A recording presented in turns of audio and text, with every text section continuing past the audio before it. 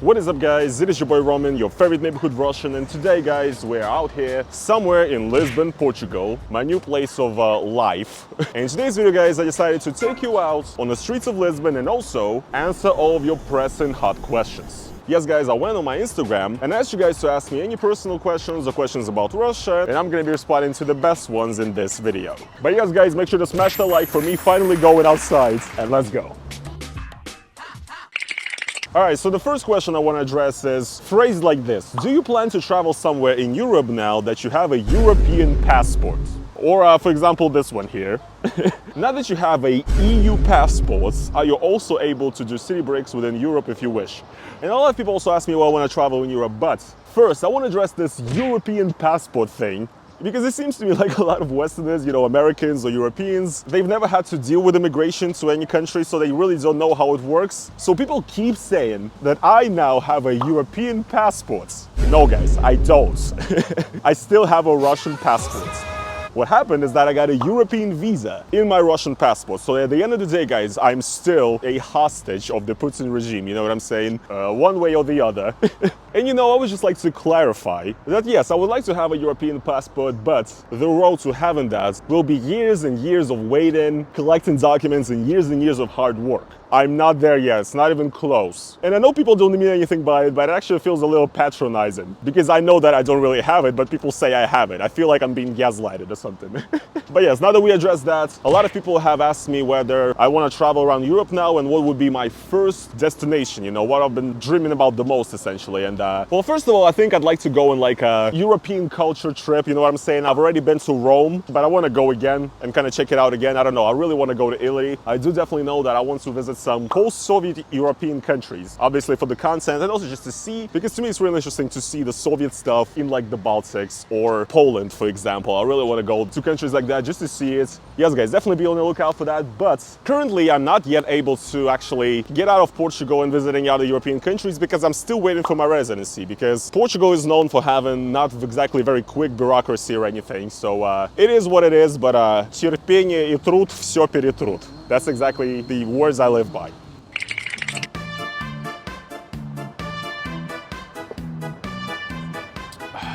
Shout outs to Portugal. Best oranges in the fucking world, best tangerines in the world. You can make fresh juice out of them in a ton of stores. I love it. And also oranges grow on trees on the streets. Paradise, guys, paradise. Anyway, another thing that a lot of people have asked me about is the language question, whether I know Portuguese already or not, and no, guys, not yet. I haven't sat down to study, but I have learned a bunch of phrases, a bunch of words here and there. Thing is, a lot of people have this sort of expectation from me, because this is another thing also, right? People ask me a lot about this. There's this whole topic on the internet about how Portuguese sounds like Russian or like certain other Slavic languages, and a bunch of people actually ask me about this as well, and I actually do believe that they do sound similar in the way just the melody of the languages a lot of the time sounds the same. A lot of words just sound similar. You know, certain Russian words to me, when I think about it, they just sound way too Portuguese. Like Portuguese or Brazilians in the comments, let me know if the word можем or możesz sounds like the most Portuguese thing ever. Okay? So all the time when I'm hearing like phrases of Portuguese walking by, speaking, I'm like, was that Russian? Did they say a Russian word in there? I'm listening to songs on the radio in Portuguese, like rap. I'm hearing it and I'm like, why does it sound like some Slavic rap? Why does it sound like I'm listening to Serbian or something? It's crazy. Of course, when you actually get down to it, there is nothing very similar. You know, the most similar language that Portuguese is to is probably Spanish. Just the way the language itself sounds when it's spoken kind of does sound sort of Slavic. But the thing is, right, everybody thinks that just because some people believe that, you know, Russian sounds like Portuguese, therefore I must already be like a perfect speaker of Portuguese after like a month of being here. That's not exactly how it works, you guys. I know you guys know that I'm like a linguistic genius, of course, you know. Best English-speaking Russian in the world, guys, you know. I'm a humble guy, but I also studied Chinese, but let's just pretend I never did, because my level is awful. But yeah, I know you guys have high expectations of me, but yeah, I do think I'd like to learn it. However, many people have asked me if it's okay to live here in Portugal, getting by with just English and like Russian. And well, you don't need Russian here. Well, actually you do. I'll get to it in a second, but English is, you know, everybody's pretty much speaks English here. At least on a basic level, at least in, you know, the Lisbon, the capital here. But you do hear Russian here all the time. There's a lot of Russians, a lot of Ukrainians here, and we've actually met a lot of Ukrainians and Russians here, just completely randomly on the street and stuff like that. Happens all the time, so I was once coming home in a taxi very late after like a hangout. And as soon as I entered the taxi driver said, "Меня тоже Роман зовут." And he turned out to be a guy who's also named Roman from Kyrgyzstan. And we had a great convo, and even after we finished the ride, we talked for like 20 more minutes. Yeah, Russian comes in handy as well. Do you still feel that you have to self-censor the views about Russia / the funny country? This is a question that I've kind of already addressed in the Q&A before. Remember guys, I was in a park in Georgia. Now I'm in a park in Portugal. Nothing changes. Most repetitive content in the world, you guys. I said that as a Russian who lives outside of Russia right now, like in Europe, in the West or whatever. A lot of Russians, despite being out of Russia, they still feel like they have to self-censor themselves and watch what they say. Because at the end of the day, you're still a Russian citizen. Once again, you have to like renew your documents and everything. You have to deal essentially with Russian governmental structures, and as a result of that, many people don't want to ruin their relationship with the Russian state essentially, because they don't want to, you know, ruin their life and their prospects of actually being able to live in a Western country. And as much as that might be, you know, kind of ironic, but yes, a lot of the times in order to even move to Europe, you need to be on like good terms with Russia kind of, because when you move into a new country and applying for a visa, what they do is that they ask you for a certificate of non-conviction, essentially showing that you're not a criminal. And when in Russia you can become a criminal for like a comment on the internet, you know what I'm saying? You guys understand that it's quite a peculiar situation, so I prefer really not to speak. If I speak, I am in big trouble. In big trouble, and I don't want to be in big trouble. Yes, I definitely feel more free now that I'm living here and, you know, more far away and disconnected from Russia than ever in a sense, just physically, right? But still, at the end of the day, yes, there definitely are things that I wouldn't say, and I'm just trying to, you know, survive. But that being said though, definitely considering all the things I talk about on this channel, I currently do not plan on visiting Russia like at all. Now, speaking of not being able to return to Russia, a ton of people have also asked me whether my family is planning to visit me here in Portugal, because, you know, it seems like the people online are more concerned about me not seeing my family than like actual members of my family and me. Just kidding. But anyway, first of all, a lot of people asked if it's possible in the first place for like my parents from Russia to visit me in Europe. Technically it is, but it is a very long process. Also, you gotta essentially get like a family reunification visa or something like that. But yeah, if that does happen, then that's gonna be essentially a question of bureaucracy and long legal work to try to get it to happen. But a lot of people also ask me if my family would like to move with me to Portugal, and no guys, they really wouldn't like to, you know. They're really like blood and soil sort of Russian people. They like the land that they were born in. They have a dacha out there, you know, they're cultivating potatoes or whatever the fuck, enjoying the farm quiet life outside of the city. Why would they come here? Genuinely, like, as far as like my parents go, they really have zero experience of being abroad. Even if they did visit me here, I essentially would have to kind of babysit them, because they don't really speak English, they have never been abroad, they don't really know how to live and how to act outside of Russia, you know what I'm saying? So yes guys, there is definitely a struggle out there as a Russian right now who left Russia, who can't come back to see your family, but we'll figure out a way anyway.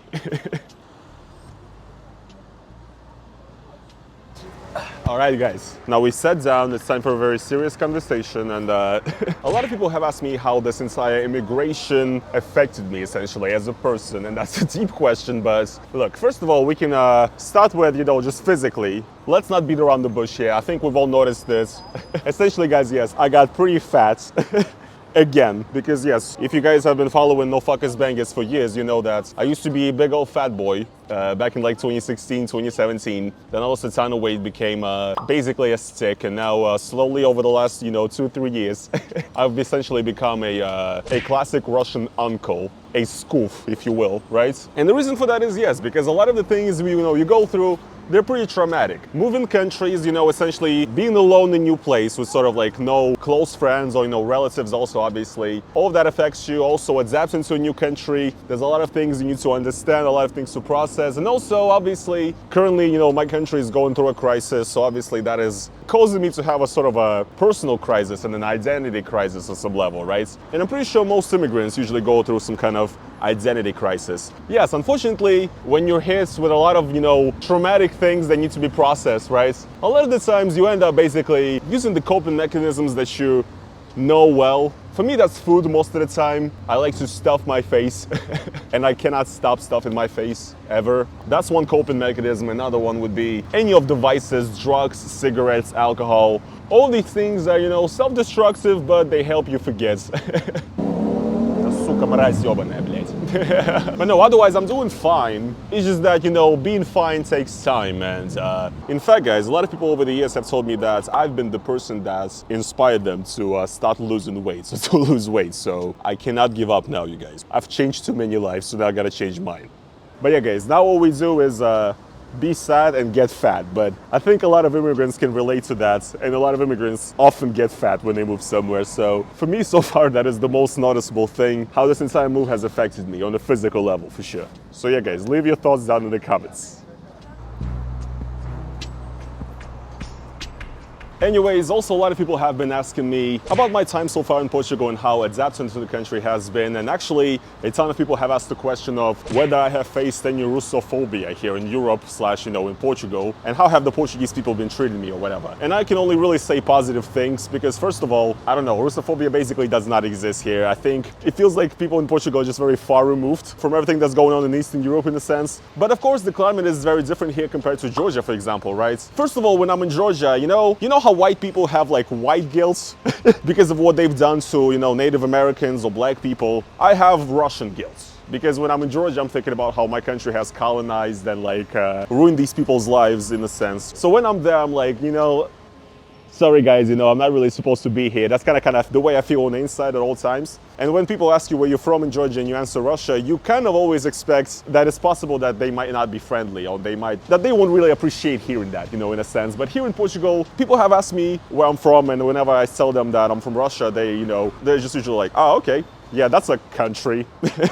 Honestly, the only time when I got a kind of a weird reaction when I told somebody that I'm from Russia is when I once had people come over like to install the internet basically, right? And there were two workers, neither of them spoke English really well. And there was like an older Portuguese guy. So he asked me where I'm from and I told him Russia, and he was like, essentially his reaction was like, guerra, something like that. Like, he basically said the word war and showed like shooting when he heard Russia, and I was like, yeah, I guess, I don't know, please stop. But yeah, oh my god, I'm sorry guys. Here's another thing that I want to say about Portugal. I think I'm fucking allergic to something here in Portugal that I've never been allergic to in Russia. Literally every time I go outside, I have like snot running from my nose, I'm like crying, my eyes are always watering. I don't know what the fuck it is, but Portugal is killing me. Anyway, let's put the glasses back on so you guys don't see the tears. But yeah, on a serious note, no, it's been great. And honestly, so far, the impression that I've got from the Portuguese people is that they're nice and very helping. And also, you know, I don't know, they just seem very approachable, and it feels good. It feels good to be here. I definitely do not feel like I'm surrounded by psychopaths or something, you know, like certain other countries. But anyways, guys, all I do now these days essentially in Portugal is, you know, go outside kind of like this, walk around aimlessly, and also one thing that I've been getting fond of recently is actually these electric bikes right here that you can get around in every point of the city. Super convenient that I actually turned up here as I wanted to talk about it. But yes, I'm not going to say the name because they're not paying me for advertisements. Yes, essentially you can get these electric bikes very easily from an app. And since Lisbon, obviously, you know, Europe, they've got great, you know, bike lanes everywhere, and, you know, just riding the bike here is overall a very joyous experience. And the infrastructure for biking is definitely there here in Lisbon in Portugal, so it's really fun. And, you know, exploring the city on a bike is like one of my favorite things to do now. So yes, if you guys are ever, you know, sad or bored, go outside and ride a bike. Makes you feel better. That's been proven, that's been tested, and that's been proven by myself. But yeah, guys, I guess that's gonna be pretty much it for today's video. What are my future plans for my life in Lisbon? I don't fucking know. Make some friends to start with. Start learning the language a little bit. I'm currently just trying to grind and work on a channel, trying to work on myself. I'm in my bag, I'm locked in.